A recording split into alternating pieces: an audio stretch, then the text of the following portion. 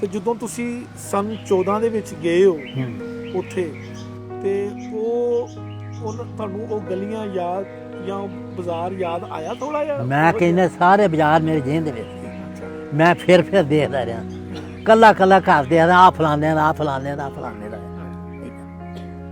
ਆਪਣਾ ਘਰ ਵੀ ਲੱਭ ਲਿਆ ਮੇਰਾ। ਉਹ ਹੁਣ ਕਿਵੇਂ ਦਾ ਘਰ ਆਪਣਾ? ਉੱਥੇ ਮੈਂ ਗਿਆ ਵਾਂ, ਮੈਂ ਐਡਾ ਖੁਸ਼ ਹੋਇਆ ਦੇਖ ਕੇ। ਉਹਨਾਂ ਆਖਿਆ ਵੀ ਤੇ ਚਾਹ ਪਿਆਈਏ। ਮੈਂ ਚਾਹ ਨਹੀਂ, ਮੈਨੂੰ ਪਹਿਲੇ ਇਸ ਘਰ ਦਾ ਪਾਣੀ ਪਿਆਓ। ਪਾਣੀ ਆਉਂ ਮੈਂ ਪੀਤਾ ਖਲੋ ਕੇ, ਜਿੱਦਾਂ ਆਵੇ ਜਦ ਪੀਤਾ। ਬਹੁਤ ਉਹਨਾਂ ਨੇ ਮੇਰਾ ਪਿਆਰ ਕੀਤਾ। ਮੈਨੂੰ ਸਾਰੇ ਜਿੰਨੇ ਜੀ ਸੀ ਨਾ, ਸਾਰੇ ਅੱਬਾ ਜੀ ਕਹਿੰਦੇ। ਮੈਂ 9 ਦੇ ਸਿੱਖਾਂ ਦੇ ਘਰ 'ਚ ਰਿਹਾ।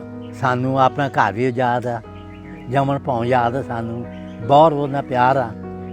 ਸਾਨੂੰ ਉੱਥੇ ਬੰਦਿਆਂ ਦੇ ਇੱਕ ਪਾਸੇ, ਸਾਨੂੰ ਉਸ ਮਿੱਟੀ ਨਾਲ ਬਹੁਤ ਪਿਆਰ ਆ। ਤੂੰ ਉਹ ਲੋਕ ਹੁਣ ਬਹੁਤ ਪਛਤਾਉਂਦੇ ਆ, ਜਿਹੜੇ ਚੰਦ ਰਹਿੰਦੇ ਆ, ਜਿਹੜੇ ਹੈ ਪੁਰਾਣੇ ਲੋਕ ਆ, ਉਹ ਬਹੁਤ ਯਾਦਾਂ ਕਰਦੇ ਆ। ਕਹਿੰਦੇ ਮੁਸਲਮਾਨ ਬਹੁਤ ਚੰਗੇ, ਹਸਾਈ ਕਹਿੰਦੇ ਮੁਸਲਮਾਨ ਬਹੁਤ ਚੰਗੇ। ਕਹਿੰਦੇ ਇਹ ਸਾਡਾ ਨਹੀਂ ਪਿਆਰ ਕਰਦੇ ਜਿੰਨਾ ਮੁਸਲਮਾਨ ਸਾਡਾ ਕਰਦੇ। ਪੁਰਾਣੀਆਂ ਮੁਹੱਬਤਾਂ 'ਚ ਬਹੁਤ ਸੱਚਾਈਆਂ। ਅਤੇ ਜਿਹੜੀ ਅਗਲੀ ਨਸਲ ਜਿਹੜੀ ਹੈ ਨਾ, ਅੱਲਾਹ ਤਾਲਾ ਨੇ ਰਿਜ਼ਕ ਅੱਗੇ ਨਾ 10 ਗੁਣਾ ਜ਼ਿਆਦਾ ਦੇ ਦਿੱਤਾ ਇਹਨੂੰ। ਰਿਜ਼ਕ ਇਹਨਾਂ ਨੂੰ ਦੇ ਦਿੱਤਾ, ਖਲੂਸ ਮੁਹੱਬਤ ਖਤਮ ਹੋ ਗਿਆ ਨੇ। ਲੋ ਉਹ ਪਿਆਰ ਨਹੀਂ ਜਿਹੜਾ ਬਜ਼ੁਰਗਾਂ ਪਿਛਲੇ ਸੀ ਨਾ। ਹੁਣ ਸਾਡੇ ਪਿੰਡ 'ਚ 1-2 ਬੰਦੇ ਪੜ੍ਹੇ ਸੀ, ਤੂੰ ਸਾਰਾ ਪਿੰਡ ਪੜ੍ਹ ਇੱਕ ਦੂਜੇ ਇੰਨਾ ਪਿਆਰ ਮੁਹੱਬਤ ਕਰਦੇ ਸੀ, ਕੋਈ ਦੁਸ਼ਮਣੀ ਨਹੀਂ, ਕਹਿਣ ਸਭ ਪਿਆਰ ਕਰਦੇ।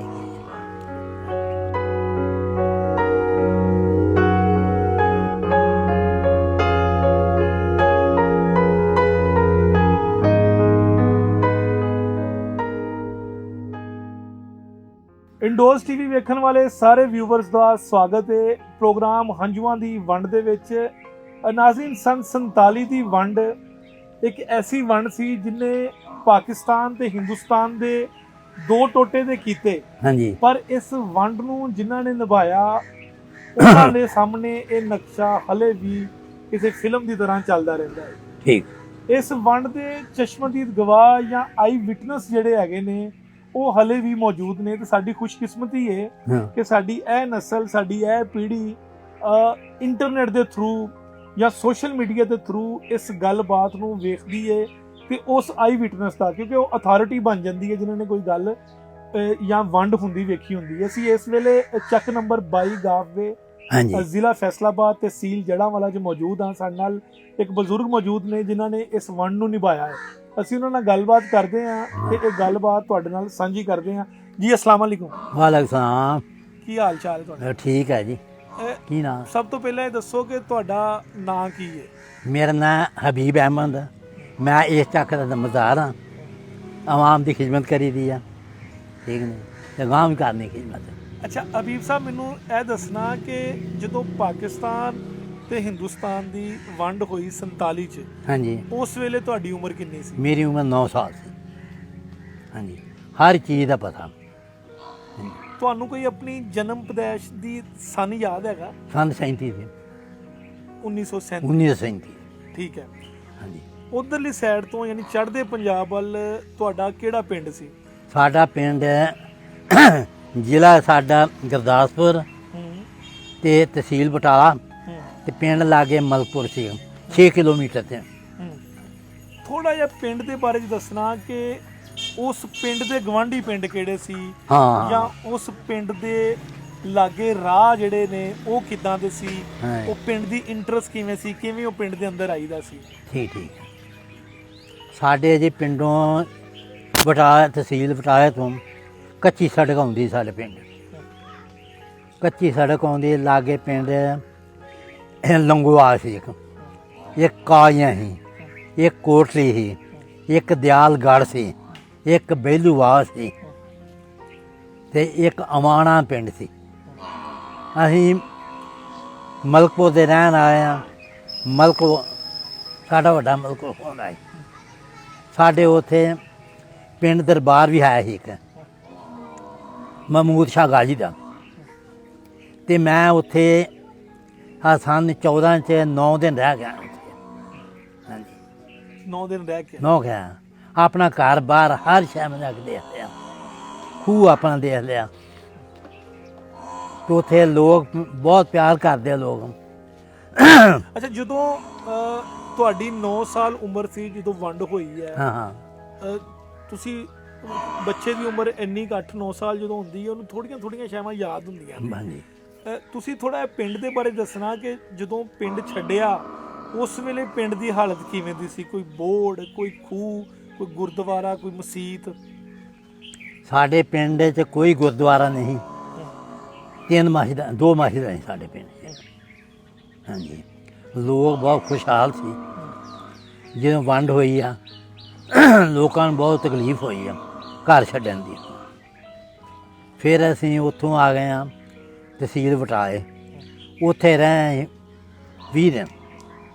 ਜਦੋਂ ਤੁਸੀਂ ਉਧਰ ਚੜ੍ਹਦੇ ਪੰਜਾਬ ਵਾਲੀ ਸਾਈਡ ਤੇ ਸੀ, ਉਸ ਪਿੰਡ ਦਾ ਮੈਨੂੰ ਦੱਸਣਾ ਕਿ ਉਸ ਪਿੰਡ ਦੇ ਵਿੱਚ ਅਕਸਰੀਅਤ ਕਿੰਨਾ ਲੋਕਾਂ ਦੀ ਸੀ? ਮੁਸਲਮਾਨਾਂ ਦੀ? ਸਾਡੇ ਮੁਸਲਮਾਨਾਂ ਇੱਕ ਸੀ, ਸਿਰਫ ਹਿੰਦੂਆਂ ਦਾ ਇੱਕ ਘਰ ਸੀ, ਜਾਂ ਉੱਥੇ ਮਸੀਹ ਬਰਾਦਰੀ। ਜਿਹੜਾ ਹਿੰਦੂਆਂ ਦਾ ਘਰ ਸੀ, ਕੋਈ ਨਾਂ ਪਤਾ ਯਾਦ ਉਹਨਾਂ ਦਾ? ਹਾਂ। ਕੀ ਨਾਂ ਸੀ? ਉਹਦਾ ਫੌਜਾ ਸਿੰਘ ਸੀ। ਅੱਛਾ। ਫੌਜਾ ਸਿੰਘ, ਉਹਦੇ ਬਾਪ ਨਾਲ ਅਤਰਾ ਸਿੰਘ ਸੀ। ਹਾਂਜੀ। ਠੀਕ ਹੈ। ਇਹ ਪਿੰਡ ਕਿੱਡਾ ਕੁ ਸੀ? ਕਿੰਨੇ ਕੁ ਰਕਬੇ ਤੇ ਸੀ? 700 ਕਮਾਂ ਦਾ ਰਕਬਾ ਸਾਡੇ ਪਿੰਡ। ਪਿੰਡ ਸਾਡਾ ਛੋਟਾ ਸੀ, ਮੁਸਲਮਾਨ ਹਸਾਈ ਵੀ ਉੱਥੇ। ਆਪਣੇ ਤੁਹਾਡੇ ਕਿੰਨੇ ਘਰ ਸੀ ਉੱਥੇ? ਕੀ ਜ਼ਰੀਆ ਮਾਸ਼ ਸੀ? ਕੀ ਕਰਦੇ ਸੀ ਉੱਥੇ? ਜ਼ਿਮੀਂਦਾਰਾ ਕਰਦੇ ਸੀ ਲੋਕ। ਕੁਛ ਢਾਈ ਦੇ ਕਾਰਖਾਨੇ ਸੀ ਲਾਗੇ ਪਟਾਏ, ਉੱਥੇ ਜਾਂਦੇ ਕੰਮ ਕਰਦੇ। ਹਾਂਜੀ। ਤੁਹਾਡੇ ਉੱਥੇ ਕਿੰਨੇ ਘਰ ਸੀ ਆਪਣੇ? ਉੱਥੇ ਘਰ ਸਾਡੇ ਹੋਣੇ ਆ ਤਕਰੀਬਨ 60 ਘਰ ਹੋਣੇ ਆ। 60 ਘਰ? 70 ਲਾ ਲਓ ਘਰ। ਤੇ 47 ਦੇ ਵਿੱਚ ਜਦੋਂ ਅਸੀਂ ਬਜ਼ੁਰਗਾਂ ਨਾਲ ਗੱਲ ਕਰੀਦੀ ਹੈ 47 ਦੀ ਜਾਂ ਉਜਾੜਿਆਂ ਦੀ, ਤੇ ਉਹ ਆਖਦੇ ਨੇ ਕਿ ਜਦੋਂ ਐਲਾਨ ਹੋਇਆ ਉਦੋਂ ਅਸੀਂ ਉਸ ਐਲਾਨ ਨੂੰ ਇਗਨੋਰ ਹੀ ਕੀਤਾ ਕਿ ਇਹ ਵੰਡ ਨਹੀਂ ਹੋਣੀ। ਬਹੁਤ ਸਾਰੇ ਘਰ ਤੇ ਉੱਠੇ ਹੀ ਨਹੀਂ, ਬਹੁਤ ਸਾਰੇ ਪਿੰਡ ਵੀ ਨਹੀਂ ਉੱਠੇ। ਤੁਸੀਂ ਆਪਣਾ ਦੱਸੋ ਕਿ ਜਦੋਂ ਪਾਕਿਸਤਾਨ ਹਿੰਦੁਸਤਾਨ ਬਣਨ ਦਾ ਐਲਾਨ ਹੋਇਆ, ਉਸ ਵੇਲੇ ਜਿਹੜਾ ਹੈਗਾ ਤੁਹਾਨੂੰ ਉਸੇ ਟਾਈਮ ਤੁਸੀਂ ਉੱਠ ਗਏ ਜਾਂ ਕੋਈ ਟਾਈਮ ਲਿਆ? ਤੁਹਾਡੇ ਤੱਕ ਗੱਲਾਂ ਪਹੁੰਚਦੀਆਂ ਸੀ ਕਿ ਵੰਡ ਹੋਣੀ ਆ, ਜਾਂ ਬਾਬੇ ਕਾਇਦੇ ਆਜ਼ਮ ਦੀਆਂ ਗੱਲਾਂ ਜਾਂ ਕੋਈ ਗੱਲਬਾਤ ਤੁਹਾਡੇ ਤੱਕ ਪਹੁੰਚਦੀ ਸੀ? ਹਾਂਜੀ, ਦੇਖੋ ਜੀ, ਪਹਿਲੋਂ ਐਲਾਨ ਹੋਇਆ ਉੱਥੇ ਰੇਡੀਓ 'ਚ। ਠੀਕ ਹੈ।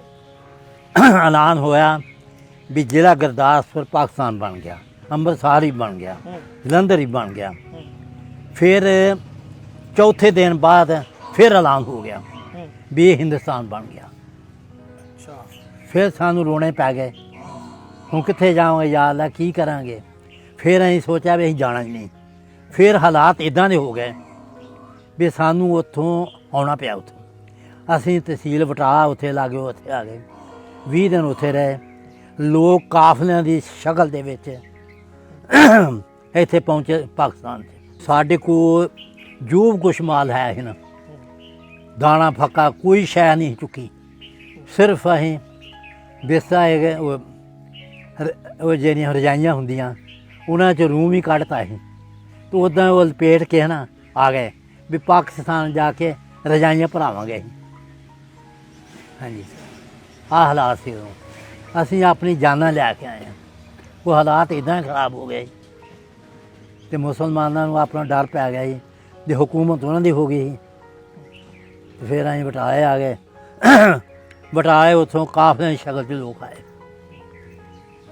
ਪਿੰਡ ਤੋਂ ਵਡਾਲੇ ਜਾਣ ਤੱਕ ਕੋਈ ਮਸਲਾ ਹੋਇਆ? ਕੋਈ ਜਥੇ ਪਏ? ਜਥੇ ਸਾਡੇ ਤੇ ਕੋਈ ਨਹੀਂ ਪਿਆ। ਜਿਹੜੇ ਕਾਫਲੇ 'ਚ ਆਏ ਆ ਲੋਕ, ਉਹਨਾਂ ਦੇ ਜਥੇ ਪਏ ਆ। ਪਹਿਲੇ ਕਾਫਲਾ ਜਿਹੜਾ ਆਇਆ, ਫਿਰ ਬਾਅਦ ਦੇ 3 ਕਾਫਲੇ ਆਏ ਆ, ਉਹਨਾਂ ਨੂੰ ਕੋਈ ਨਹੀਂ ਹੋਇਆ। ਪਹਿਲੇ ਵੱਢ ਮਾਰ ਹੋਈ ਆ, ਮੁਸਲਮਾਨਾਂ ਦਾ ਨੁਕਸਾਨ ਹੋਇਆ, ਉਹ ਡੇਰੇ।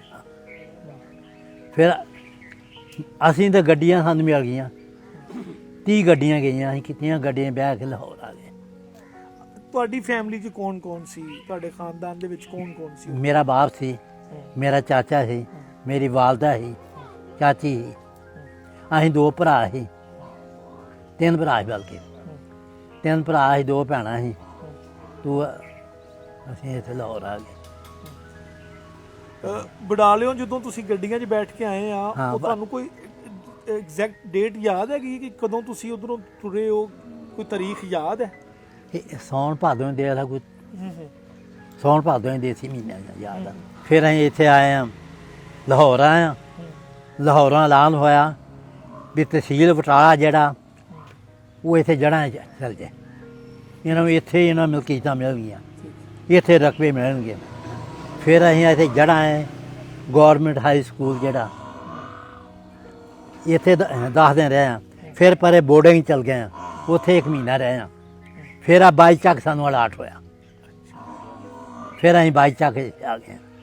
ਹਾਂਜੀ, ਫਿਰ 1 ਮਹੀਨੇ ਬਾਅਦ ਜੀ ਪੱਤੀ ਸਾਨੂੰ ਕਿੱਲਾ 1 ਮਿਲ ਗਿਆ ਜ਼ਮੀਨ ਦਾ, ਪਟਵਾਰੀਆਂ ਵੰਡੇ। ਫਿਰ ਇੱਦਾਂ ਹੋਈ। ਹੋਰ ਗੱਲ ਪੁੱਛੋ। ਅੱਛਾ, ਮੈਨੂੰ ਇਹ ਦੱਸਣਾ ਕਿ ਜਿੱਥੇ ਬੰਦੇ ਦੀ ਜੰਮਣ ਭੌਂ ਹੋਵੇ, ਜਿੱਥੇ ਬੰਦਾ ਪੈਦਾ ਹੋਇਆ ਹੋਵੇ, ਹਾਂ, ਉਹ ਉਹਨੂੰ ਬਹੁਤ ਯਾਦ ਆਉਂਦਾ ਹੈ। ਹਾਂਜੀ। ਤੁਹਾਡਾ ਵੰਡ ਹੋਣੀ ਚਾਹੀਦੀ ਸੀ ਜਾਂ ਨਹੀਂ ਸੀ ਹੋਣੀ ਚਾਹੀਦੀ, ਇੱਕ ਲਹਿਦਾ ਬਹਿਸ ਹੈਗੀ। ਠੀਕ ਹੈ। ਤੁਹਾਨੂੰ ਆਪਣੀ ਉਸ ਜੰਮਣ ਭੌਂ ਦੀ ਯਾਦ ਆਉਂਦੀ ਹੈਗੀ? ਯਾਦ ਆਉਂਦੀ, ਬਹੁਤ ਯਾਦ ਆਉਂਦੀ ਆ। ਮੈਨੂੰ ਯਾਦ ਆਈ ਤੇ ਮੈਂ ਸਾਲ 14 ਹੀ ਗਿਆ ਉੱਥੇ, 9 ਦੇ ਰਹਿ ਗਏ ਉੱਥੇ। ਲੋਕ ਬਹੁਤ ਪਿਆਰ ਕਰਦੇ ਆ। ਉਹਨਾਂ ਲੋਕਾਂ ਦੇ ਮੂੰਹ ਅੱਡੇ ਹੈ ਆ ਵੀ ਕਿਹੜਾ ਹੋਇਆ ਹੋਏ ਖੋਲ ਹੋਏ ਤਾਂ ਅਸੀਂ ਪਾਕਿਸਤਾਨ ਦੇਖੀਏ। ਲੋਕ ਇਹ ਹਕੂਮਤ ਨੇ ਪਾਬੰਦੀਆਂ ਲੱਗ ਗਈਆਂ, ਉਹ ਲੋਕ ਬਹੁਤ ਚਾਹੁੰਦੇ ਆ ਵੀ ਅਸੀਂ ਪਾਕਿਸਤਾਨ ਜਾਈਏ। ਤੇ ਉਧਰ ਜਿਹੜਾ ਜਦੋਂ ਤੁਸੀਂ ਉੱਥੇ ਰਹਿੰਦੇ ਸੀ ਚੜ੍ਹਦੇ ਪੰਜਾਬ 'ਚ, ਹਾਂ, ਉਸ ਵੇਲੇ ਕੋਈ ਤੁਸੀਂ ਸਕੂਲ ਵਗੈਰਾ ਜਾਂਦੇ ਸੀ ਜਾਂ? ਮੈਂ ਪਹਿਲੀ ਜਮਾਤ ਪੜ੍ਹਦਾ ਅੱਛਾ। ਤੇ ਹੋਰ ਜੀ ਸਕੂਲ ਦਾ ਨਾਮ ਵਗੈਰਾ ਕੋਈ? ਸਕੂਲ ਦਿਆਲਗੜ੍ਹ ਪਿੰਡ ਸੀ, ਦਿਆਲਗੜ੍ਹ। ਮੌਲਾਨਾ ਸਰਦਾਰ ਮੁਹੰਮਦ ਹੈ ਨਾ ਫੈਸਲਾਬਾਦ ਹੈ, ਉਹਦਾ ਪਿੰਡ ਸੀ, ਉੱਥੇ ਜਾਂਦੇ। ਅੱਛਾ ਅੱਛਾ। ਹਾਂਜੀ, ਉਹਦੇ ਮਰੀਜ਼ ਸੀ। ਅੱਛਾ ਅੱਛਾ। ਮੇਰਾ ਬਾਪ ਉਹਦਾ ਮਰੀਜ਼। ਤੇ ਉਹ ਉੱਥੇ ਦੀ ਕੋਈ ਹਾਲ ਅਹਿਵਾਲ ਦੱਸੋ ਕਿ ਉੱਥੇ ਮੇਲੇ ਠੇਲੇ ਜਾਂ ਕੋਈ ਤਿਉਹਾਰ ਹੁੰਦਾ ਸੀ ਜਾਂ ਈਦ ਹੁੰਦੀ ਸੀ ਜਾਂ ਕੋਈ ਸ਼ਬਰਾਤ, ਉਹ ਕਿਵੇਂ ਦੇ ਤਿਉਹਾਰ ਹੁੰਦੇ ਸੀ? ਦੇਖੋ ਜੀ, ਨਾਲ ਹੁੰਦੇ ਸੀ ਜਾਂ ਕੋਈ ਉਹਨਾਂ ਦੇ ਆਪਣੇ? ਸਾਡੇ ਪਿੰਡ ਹੈ ਹੀ ਮਹਿਮੂਦ ਸ਼ਾਹ ਗਾਜੀ, ਬਜ਼ੁਰਗ ਸੀ। ਉਹਦਾ ਖਤਮ ਹੁੰਦਾ ਸੀ ਸਾਲ ਪਿੱਛੋਂ 18 ਹਾੜ ਤੇ। ਉੱਥੇ ਹੁੰਦਾ ਖਤਮ, ਇੱਥੇ ਵੀ ਹੁੰਦਾ ਵਾ। ਹਾਂਜੀ, ਅਜੇ ਵੀ ਉੱਥੇ ਹੁੰਦਾ ਵਾ। ਉਹ ਸਿੱਖ ਕਰਾਉਂਦੇ ਆ। ਤੇ ਜਦੋਂ ਤੁਸੀਂ ਸਨ 14 ਦੇ ਵਿੱਚ ਗਏ ਹੋ ਉੱਥੇ, ਤੇ ਤੁਹਾਨੂੰ ਉਹ ਗਲੀਆਂ ਯਾਦ ਜਾਂ ਬਾਜ਼ਾਰ ਯਾਦ ਆਇਆ ਥੋੜਾ ਜਿਹਾ? ਮੈਂ ਕਹਿੰਦਾ ਸਾਰੇ ਬਾਜ਼ਾਰ ਮੇਰੇ ਜਿਹਨ ਦੇ ਵਿੱਚ ਸੀ। ਅੱਛਾ। ਮੈਂ ਫਿਰ ਦੇਖਦਾ ਰਿਹਾ, ਕੱਲਾ ਘਰ ਦੇ ਆ ਫਲਾਣੇ ਦਾ, ਆ ਫਲਾਣੇ ਦਾ, ਆ ਫਲਾਣੇ ਦਾ। ਆਪਣਾ ਘਰ ਵੀ ਲੱਭ ਲਿਆ ਮੈਂ ਜਾ ਕੇ। ਉਹ ਹੁਣ ਕਿਵੇਂ ਦਾ ਘਰ ਆਪਣਾ? ਉੱਥੇ ਮੈਂ ਗਿਆ ਵਾਂ, ਮੈਂ ਐਡਾ ਖੁਸ਼ ਹੋਇਆ ਦੇਖ ਕੇ। ਉਹਨਾਂ ਆਖਿਆ ਵੀ ਤੇ ਚਾਹ ਪਿਆਈਏ। ਮੈਂ ਚਾਹ ਨਹੀਂ, ਮੈਨੂੰ ਪਹਿਲੇ ਇਸ ਘਰ ਦਾ ਪਾਣੀ ਪਿਆਓ। ਪਾਣੀ ਆਉਂ ਮੈਂ ਪੀਤਾ ਖਲੋ ਕੇ, ਜਿੱਦਾਂ ਆਵੇ ਜਮ ਪੀਦਾ। ਸਾਨੂੰ ਆਪਣਾ ਘਰ ਵੀ ਯਾਦ ਆ, ਜੰਮਣ ਭੌਂ ਯਾਦ ਆ ਸਾਨੂੰ, ਬਹੁਤ ਉਹਦਾ ਪਿਆਰ ਆ ਸਾਨੂੰ। ਉੱਥੇ ਬੰਦਿਆਂ ਦੇ ਇੱਕ ਪਾਸੇ ਸਾਨੂੰ ਉਸ ਮਿੱਟੀ ਨਾਲ ਬਹੁਤ ਪਿਆਰ ਆ। ਜਿਹੜੇ ਬੰਦੇ ਰਹਿੰਦੇ ਆ ਤੇ ਬੰਦਿਆਂ ਨਾਲ ਸਾਨੂੰ ਬਹੁਤਾ ਹੋਣਾ। ਅੱਛਾ, ਤੁਸੀਂ ਤੇ ਖੈਰ ਖੈਰੀਅਤ ਦੇ ਨਾਲ ਆ ਗਏ, ਤੁਹਾਨੂੰ ਕੋਈ ਨੁਕਸਾਨ ਵੀ ਨਹੀਂ ਹੋਇਆ, ਅੱਲਾ ਕੀਤਾ। ਲੇਕਿਨ ਬਹੁਤ ਸਾਰੇ ਲੋਕਾਂ ਦਾ ਨੁਕਸਾਨ ਵੀ ਹੋਇਆ। ਬਹੁਤ ਸਾਰੇ ਲੋਕ ਆਪਣੇ ਮਾਲ ਤੋਂ ਵੀ ਗਏ, ਜਾਨਾਂ ਤੋਂ ਵੀ ਗਏ। ਤਾਰੀਖ ਦੇ ਵਿੱਚ, ਹਿਸਟਰੀ ਦੇ ਵਿੱਚ ਕਹਿੰਦੇ ਆ ਕਿ ਇਨਸਾਨਾਂ ਦੀ ਸਭ ਤੋਂ ਵੱਡੀ ਹਿਜਰਤ ਹੋਈ ਸੀ। ਇਨਸਾਨਾਂ ਦੀ ਸਭ ਤੋਂ ਵੱਡੀ ਹਿਜਰਤ ਹੋਈ ਦੁਨੀਆ ਤੋਂ ਸਭ ਤੋਂ ਵੱਡੀ ਹਿਜਰਤ ਹੈ। ਸਭ ਤੋਂ ਵੱਡੀ ਹਿਜਰਤ ਹੋਈ, ਕਰੋੜਾਂ ਦੇ ਹਿਸਾਬ ਨਾਲ। ਕਰੋੜਾਂ ਦੇ ਹਿਸਾਬ ਨਾਲ ਲੋਕਾਂ ਦੀ ਮਾਲ ਜਾਨ ਵੀ ਗਈ। ਹਾਂਜੀ, ਬਹੁਤ ਸਾਰੇ ਬਜ਼ੁਰਗ ਜਿਨ੍ਹਾਂ ਦੀ ਮਾਲ ਜਾਨ ਗਏ ਨੇ, ਉਹ ਰੋਂਦੇ ਨੇ। ਹਾਂਜੀ, ਉਹ ਆਖਦੇ ਨੇ ਕਿ ਯਾਰ ਇਹ ਵੰਡ ਨਹੀਂ ਸੀ ਹੋਣੀ ਚਾਹੀਦੀ। ਕੁਛ ਆਖਦੇ ਨੇ ਕੁਛ। ਤੁਹਾਡਾ ਨਜ਼ਰੀਆ ਕੀ ਹੈ? ਕਿਉਂਕਿ ਤੁਸੀਂ ਉੱਥੇ ਰਹੇ ਹੋ, ਤੁਸੀਂ ਉਹ ਵੰਡ ਵੀ ਵੇਖੀ ਹੈ, ਤੁਸੀਂ ਪਾਕਿਸਤਾਨ ਵੀ ਦੇਖਿਆ, ਹਿੰਦੁਸਤਾਨ ਵੀ ਦੇਖਿਆ, ਬਾਅਦ ਚੋਂ ਵੀ ਵੇਖ ਕੇ ਆਏ ਹੋ। ਤੁਹਾਡੇ ਨਜ਼ਰੀਏ ਦੇ ਮੁਤਾਬਕ, ਮੈਂ ਕਹਿੰਦਾ ਜਿਹੜੇ 2 ਟੋਟੇ ਹੋਣੇ ਚਾਹੀਦੇ ਸੀ? ਨਹੀਂ ਹੋਣੇ ਚਾਹੀਦੇ। ਕਿ ਵਜ੍ਹਾ ਹੈ ਕਿ ਮੁਸਲਮਾਨਾਂ ਨੂੰ ਬਹੁਤ ਤਕਲੀਫ ਹੋਈ ਆਉਣ ਦੀ। ਉੱਥੋਂ ਸਦੀਆਂ ਤੋਂ ਆ ਰਹੇ ਸੀ। ਉੱਥੇ ਸਾਡੇ ਬਜ਼ੁਰਗ ਜਿਹੜੇ ਉੱਥੇ ਦਫਨ ਸੀ ਸਾਨੂੰ ਮੈਂ ਜਾਂਦਾ ਜਦੋਂ ਗਿਆ ਉੱਥੇ ਸੰਨ 14 ਚ ਪਹਿਲੋਂ ਕਬਰਾਂ 'ਚ ਗਿਆ ਉੱਥੇ ਦੁਆ ਮੰਗ ਕੇ ਸੂਰਤ ਯਾਸੀਨ ਪੜ੍ਹੀ ਆ ਬਕਰਾ ਦਾ ਆਖਰੀ ਰਕੂ ਪੜ੍ਹਿਆ ਦੁਆ ਮੰਗ ਕੇ ਤੇ ਫਿਰ ਮੈਂ ਉੱਥੇ ਗਿਆ। ਮੈਂ 9 ਦੇ ਸਿੱਖਾਂ ਦੇ ਘਰ 'ਚ ਰਿਹਾ ਬਹੁਤ ਉਹਨਾਂ ਨੇ ਮੇਰਾ ਪਿਆਰ ਕੀਤਾ ਮੈਨੂੰ ਸਾਰੇ ਜਿੰਨੇ ਜੀ ਸੀ ਨਾ ਸਾਰੇ ਅੱਬਾ ਜੀ ਕਹਿੰਦੇ ਮੈਂ ਮਹਿਸੂਸ ਹੀ ਨਹੀਂ ਕੀਤਾ ਵੀ ਇੱਦਾਂ ਉਦੋਂ ਹਾਲਾਤ ਹੀ ਇੱਦਾਂ ਦੇ ਸੀ ਇਨਸਾਨਾਂ ਦੁਸ਼ਮਣ ਹੋ ਗਏ ਸੰਨ 47 ਵਿੱਚ ਤੂੰ ਉਹ ਲੋਕ ਹੁਣ ਬਹੁਤ ਪਛਤਾਉਂਦੇ ਆ ਜਿਹੜੇ ਚੰਦ ਰਹਿੰਦੇ ਆ ਜਿਹੜੇ ਹੈ ਪੁਰਾਣੇ ਲੋਕ ਨਾ ਉਹ ਬਹੁਤ ਯਾਦਾਂ ਕਰਦੇ ਆ ਕਹਿੰਦੇ ਮੁਸਲਮਾਨ ਬਹੁਤ ਚੰਗੇ ਹਸਾਈ ਕਹਿੰਦੇ ਮੁਸਲਮਾਨ ਬਹੁਤ ਚੰਗੇ ਕਹਿੰਦੇ ਇਹ ਸਾਡਾ ਨਹੀਂ ਪਿਆਰ ਕਰਦੇ ਜਿੰਨਾ ਮੁਸਲਮਾਨ ਸਾਡੇ ਨਾਲ ਕਰਦੇ। ਉੱਥੇ ਮੈਂ ਗਿਆ ਤਾਂ ਹਸਾਈਆਂ ਇਕੱਠ ਕਰਕੇ ਤੇ ਮੇਰੇ ਕੁਰਸੀ ਡਾਹ ਕੇ ਸਟੇਜ 'ਤੇ ਬਿਠਾ ਕੇ ਮੇਰੇ ਗਾਲ 'ਚ ਹਾਰ ਪਾ ਕੇ ਮੇਰੀ ਤਸਵੀਰਾਂ ਲਈਆਂ ਉਹਨਾਂ ਗੀਤ ਗਾਏ ਵਾਹ ਹਾਰਮੋਨੀਅਮ ਬਾਜੇ ਵਜਾਏ ਵੀ ਸਾਡਾ ਪੁਰਾਣਾ ਲੰਬੜਦਾਰ ਆ ਗਿਆ ਮੇਰਾ ਬਾਪ ਪਿੱਛੇ ਲੰਬੜਦਾਰ ਹਾਂ ਕਰੋਗਾ।